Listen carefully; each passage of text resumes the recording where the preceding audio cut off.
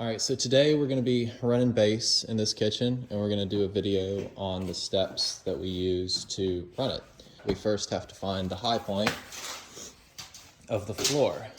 So that's what John's doing right here. He's going around measuring the floor and measuring up to the top of the cabinet. And whatever the smallest measurement is, that will determine our high point. So from the high point, when the base is just sitting there on the floor, it's gonna hit at this corner at 5 3/4 up. But then if we just let it sit on the ground, as the floor goes down or goes up and down, the base isn't gonna be sitting perfectly level, and we want it to.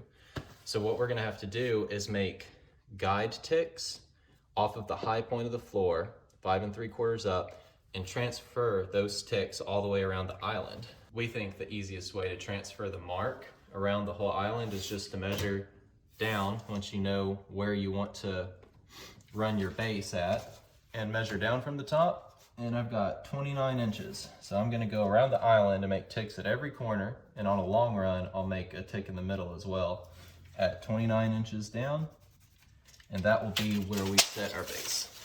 All right, now all of our marks for scribing purposes are set around the island. So now we'll go on and measure out everything and then go cut. Well, we got all our pieces cut, and me and John test fit each corner. We got our pieces sitting on the floor down here. And now what we're gonna do is raise each piece up to our ticks that we have right there.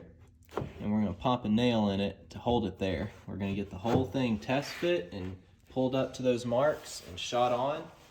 All right, so we got all of our stuff tacked up. It's raised up as much as it needed to hit these lines. And now we want to match this reveal. So we want this to come down and go across and be equal. So we've got 1.5 inches right there.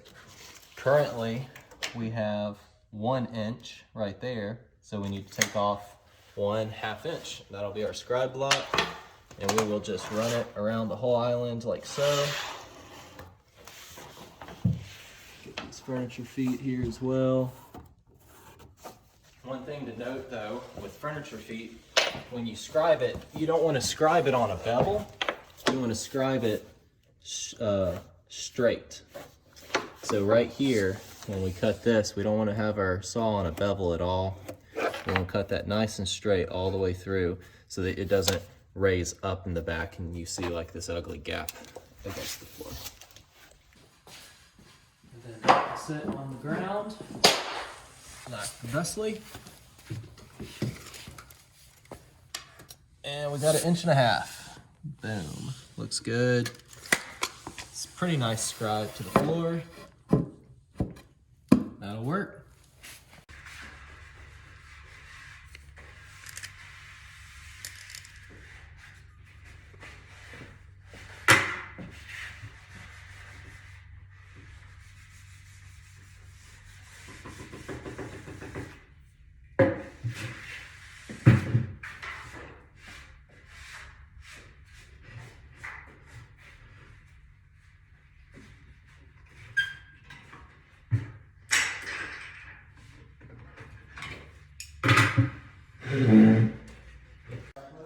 All right, so I've got my furniture foot base and my side base glued up. It's drying. John's got this piece right here scribed and ready to go.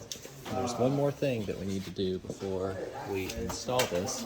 We need to make sure we run toe kick on this front portion where you will be able to see underneath the furniture foot. So make sure you put that on before you go and install everything. Otherwise you can't get the toe kick in without a seam, and we like to avoid seams whenever possible. All right, and to wrap it all up, this is what the finished product looks like. Got a nice tight scribe to the floor.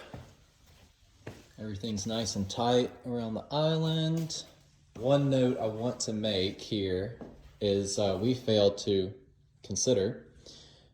And we did it how the drawings have it, but we should have thought better than the drawings. So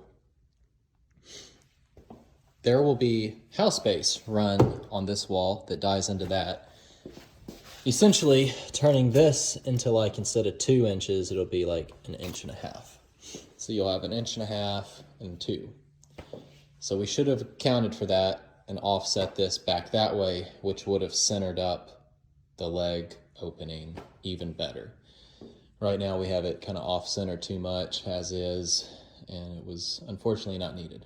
But it is how the drawings have it, because it does show the same size leg here. So just remember, use your brain as well as follow drawings, ask questions if you're not sure, and do the best you can.